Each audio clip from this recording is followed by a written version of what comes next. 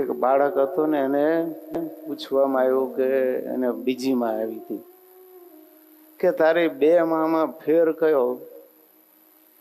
ત્યારે છોકરો કહે છે મારી પહેલી માં હતી ને એ ખોટું બોલતી હતી અને આ નવી માં છે એ સાચું બોલે છે.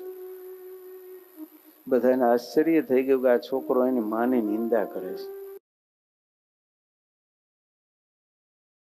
એમ તું કહેશ તો કે સાંભળો, મારી મમ્મી છે ને એ મારા ઉપર નારાજ થાય ને ત્યારે મને એમ કેડી જાય ને મને પ્રેમથી ખોળામાં બેસીને જમાડતી એટલે એ ખોટું બોલતી, અને આ નવીમાં એમ કે આજ તને ખાવાનું ખાવા દેતી નથી.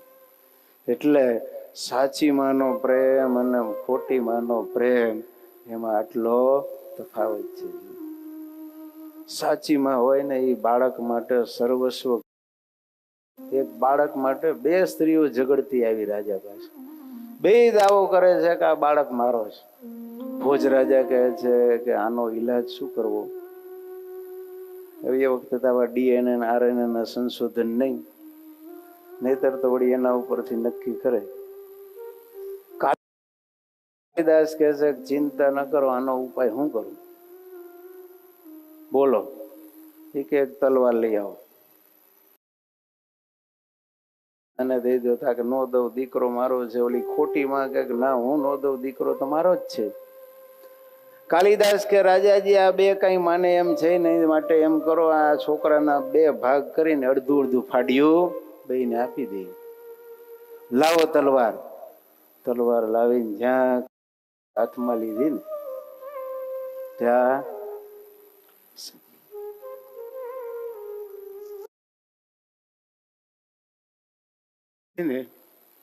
હાથ પકડી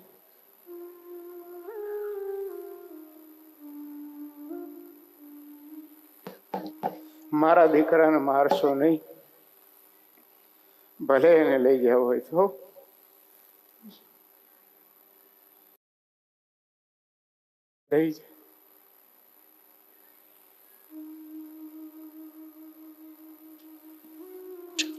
કાલિદાસ કહે છે કે આજે કાપવાની ના પાડે છે ને એ એની સાચી માં છે અને આ ખોટી.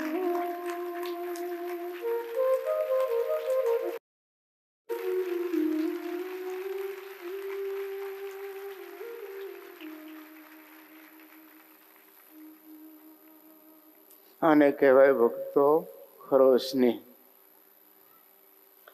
આવો સ્નેહ આપણે ભગવાનને વિશે, ભક્તોને વિશે, સંતોને વિશે કરવાનું છે. પ્રથમના 61માં વચનામૃતમાં ભગવાન કે પાકો સત્સંગી કોને કહેવાય? તો જેમાં 3 વાના હોય એને ભગવાન કે પાકો સત્સંગી કહેવાય.